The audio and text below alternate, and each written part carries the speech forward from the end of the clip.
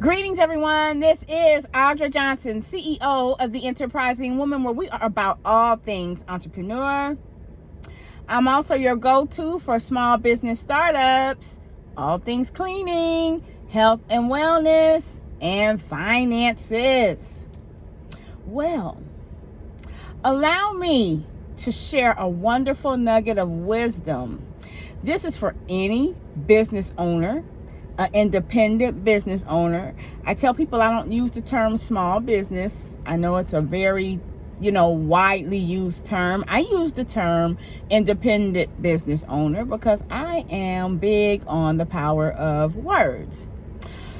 So, with this being said, I really hope that everyone is having a wonderful Easter, Resurrection weekend, whichever one you celebrate. And I'm going to go ahead and get started. So again, this post is directed toward new business owners, those that have been in business for like 2-3 years or less. And the title of it is Discounts Are Not a Closing Tool. I'm going to say it again.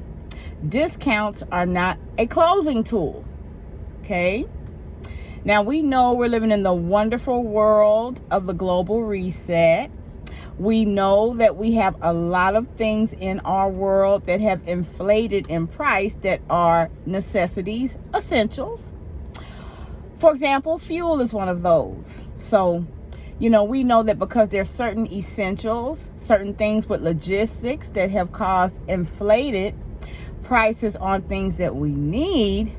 Sometimes it causes individuals that want to seek out and shop with the independent business owner, also known as entrepreneur, to shop with. And so this is one of the nuggets that you must hold fast to. Discounts are not a closing tool. So with the new normal that we're living in, as I previously described, a lot of people are still looking for the discount. They're looking for the hookup. They're looking for a bargain. Okay? Now, we know that there's certain areas or certain products, even certain goods and services that people can obtain for a bargain.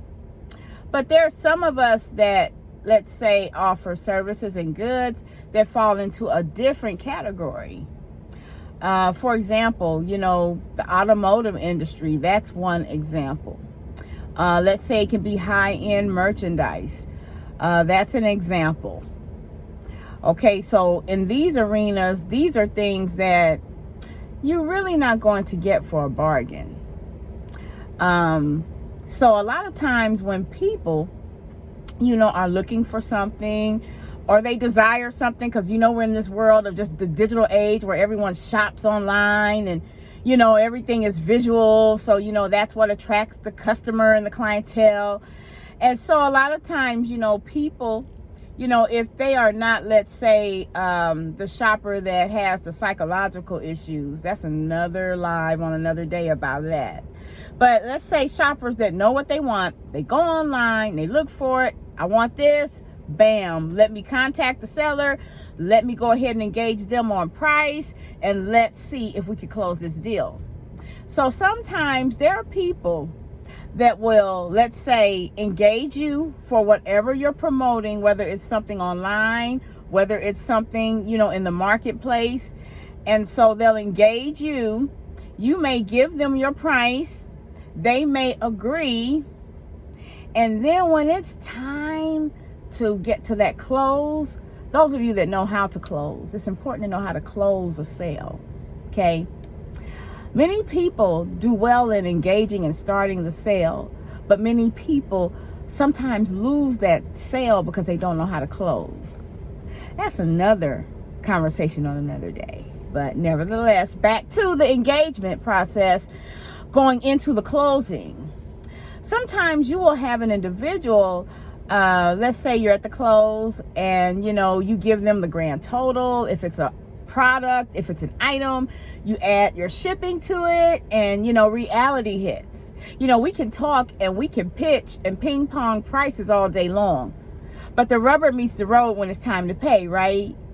So once it's time to pay, sometimes that individual may freeze up because, again, this is the moment of truth. Okay, this item is $300. This item is $500. This item is $10,000, and it's time for you to pay.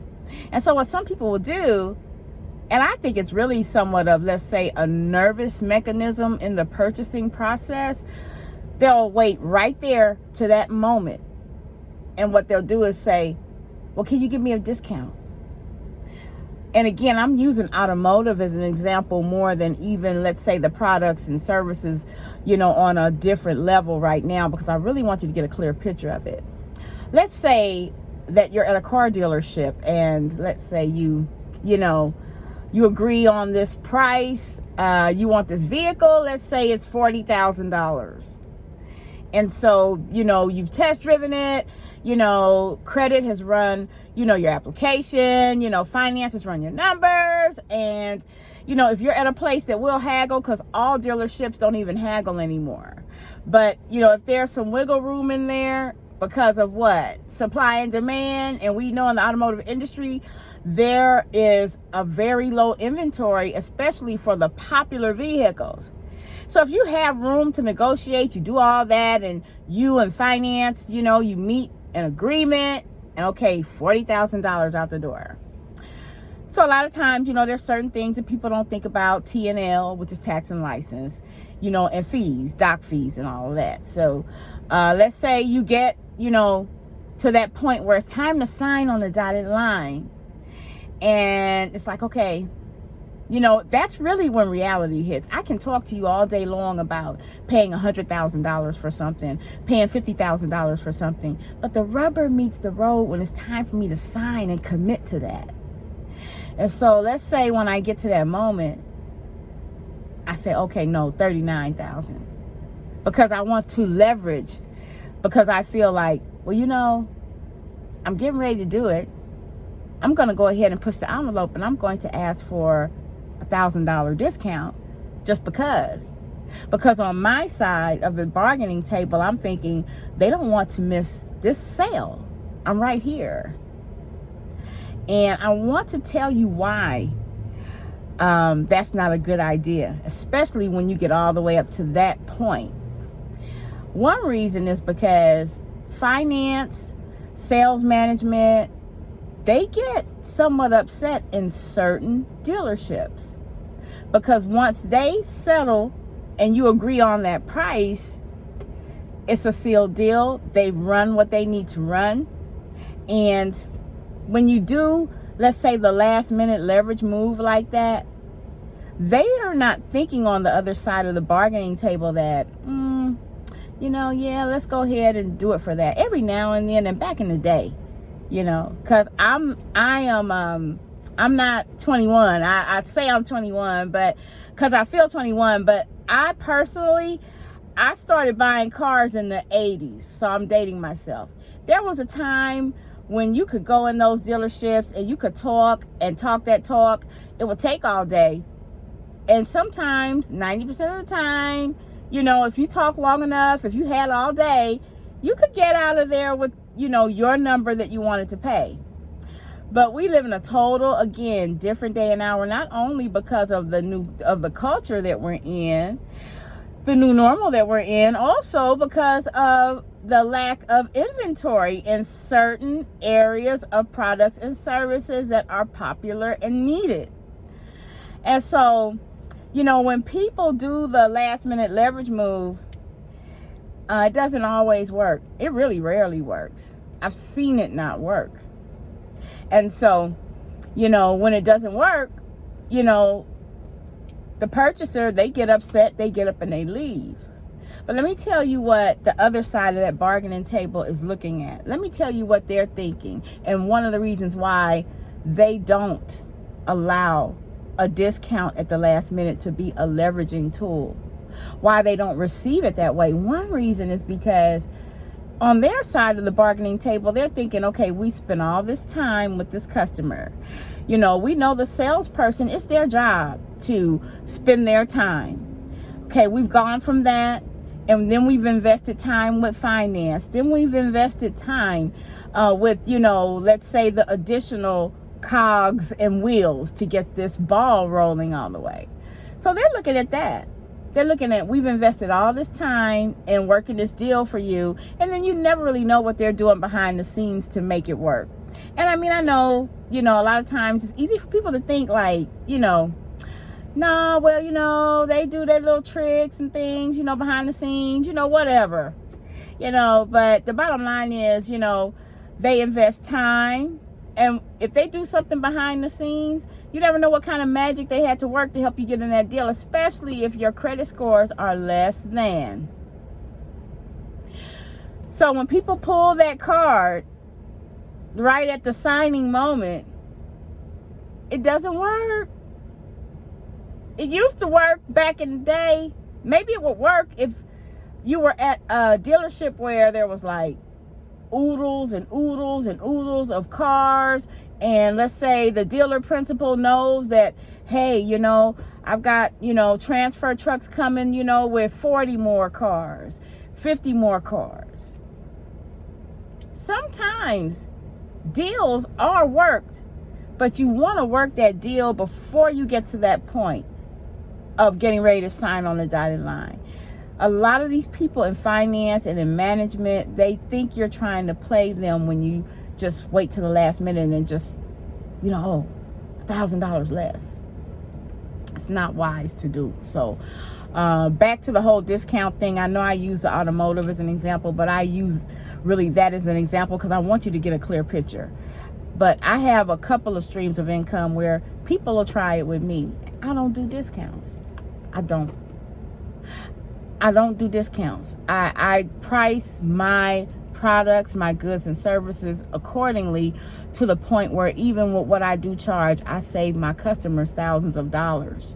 Thousands. If they went and purchased the same product, it would be thousands of dollars more. So when you know what you bring to the table, you price it accordingly, and then you don't have to be held, let's say, to a standard of giving discounts. One of my business buddies, she'll give a discount, maybe like, let's say if it's a customer that is a high dollar spender or something, and that's only if they make multiple purchases, not just purchasing one thing. They must purchase, I think, 5 or more things or something, and she'll give them a little bit of a discount. But the bottom line is independent business owners.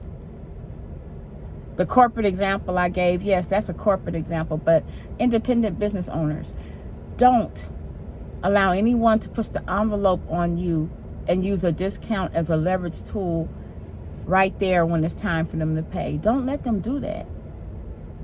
Because guess what? For one, if you allow them to do that, then they're going to always do it. And they may tell their friends, hey, you know what? Go shop with him. Go shop with them. And then they'll tell them to do the same thing. And the next thing you know, you're wondering why your business is not doing well. The next minute you'll be wondering, why is the business not as successful? Why are the numbers that I projected not being met?